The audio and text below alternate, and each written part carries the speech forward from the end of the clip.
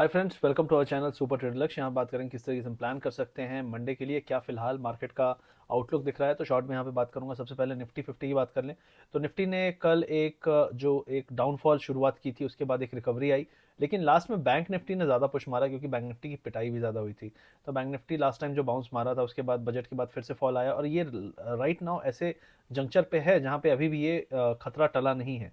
तो मेरा मानना है कि 45,200 मार्क करके रखिए। अगर वापस से इसके नीचे हम आए तो 44 आने के चांसेस बढ़ जाएंगे, और ये 1 से 2 से 3 दिन लग सकते हैं इसमें, लेकिन 45,200 के नीचे ही हम बियरिश होंगे।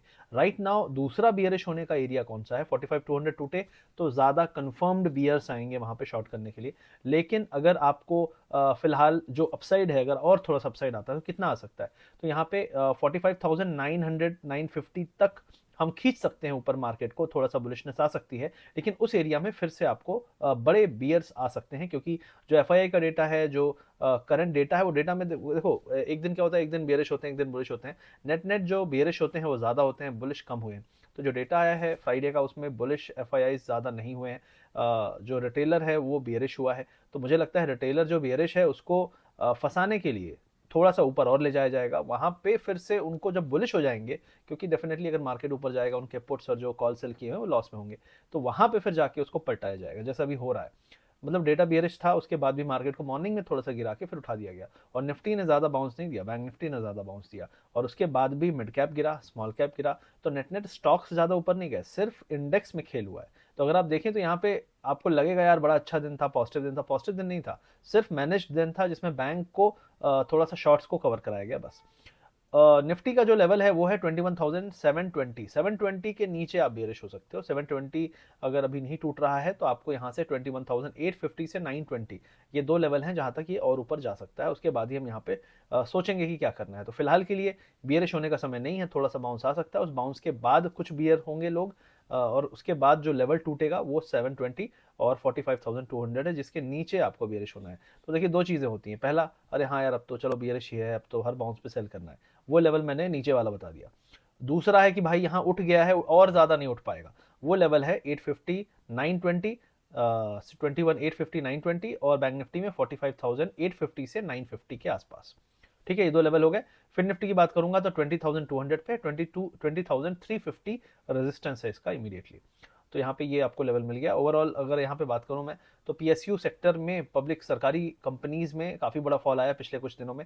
आप देखेंगे सारे रेलवे स्टॉक्स हैं, पावर स्टॉक्स जो भी थे, वो सारों में पिटाई हुई है। 20% डाउन है। कुछ कई लोग बोलेंगे कि मार्केट गिरा ही नहीं, मार्केट में सेलिंग ऑलरेडी स्टार्ट हो चुकी है, लेकिन ओवरऑल इंडाइसेस को हाई पे रखा जाएगा। तो आपको एक चीज़ बता दूं, जब छोटे स्टॉक्स जो बहुत चल चुके होते हैं उनकी पिटाई होती है तो भी बड़े स्टॉक्स ज़्यादा नहीं गिरते, वो लास्ट में फिर आपको थोड़ा दिखाने के लिए, लेकिन पिटाई शुरू हो जाती है हल्के हल्के से, प्रॉफिट बुकिंग जारी रहती है।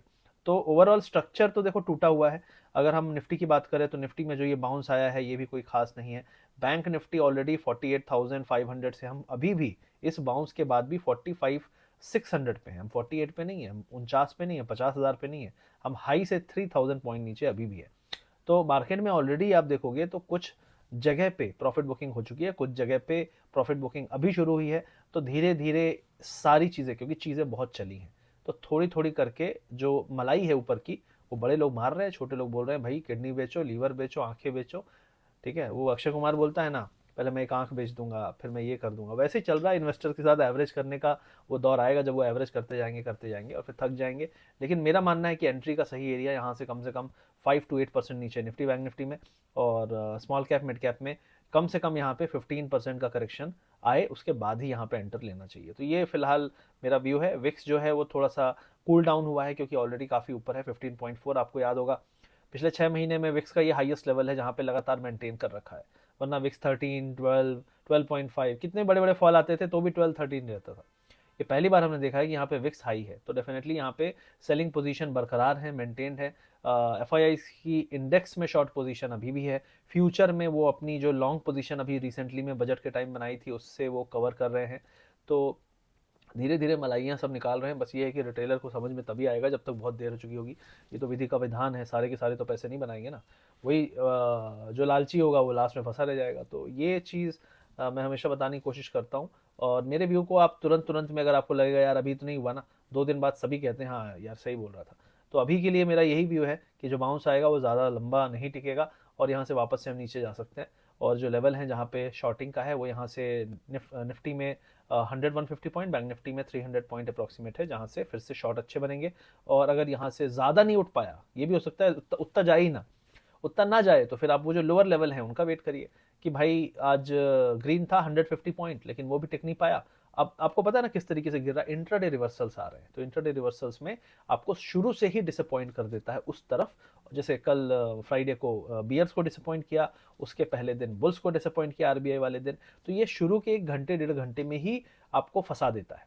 तो वो चीज़ आपको शुरू के 1 घंटे में दिख जाएगी कि क्या ये बहुत ऊपर जाने वाला है या नहीं। अगर नहीं जाने वाला होगा तो मुड़ जाएगा वहीं से। तो ये फिलहाल मेरा व्यू है। व्यू अच्छा लगा तो लाइक करिए, शेयर करिए, सब्सक्राइब करिए। सीखना समझना है तो हमारा स्कैल्पिंग स्विंग का एक कोर्स है, उसका लिंक, और हमारा A to Z प्रोग्राम है उसका लिंक यहाँ वीडियो के पिन कमेंट मिल जाएगा। ऑफिशियल टेलीग्राम चैनल है उसका भी, जो फ्री चैनल है उसका भी लिंक इसमें दिया हुआ है। एक चीज़ और याद रखिए कि जो मैं अभी बता रहा हूँ, हमेशा याद रखिए कि आज मैं बात कर रहा हूँ, 2 दिन बाद मार्केट खुलेगा, कोई न्यूज़ आ सकती है, इवेंट आ सकता है, मार्केट एक जगह चिपका नहीं रहेगा।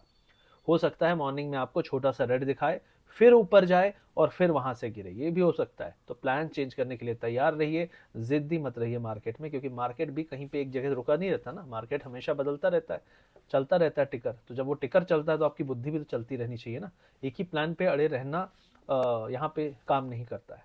बस ये कहना था। Thank you very much, see you soon, subscribe share like.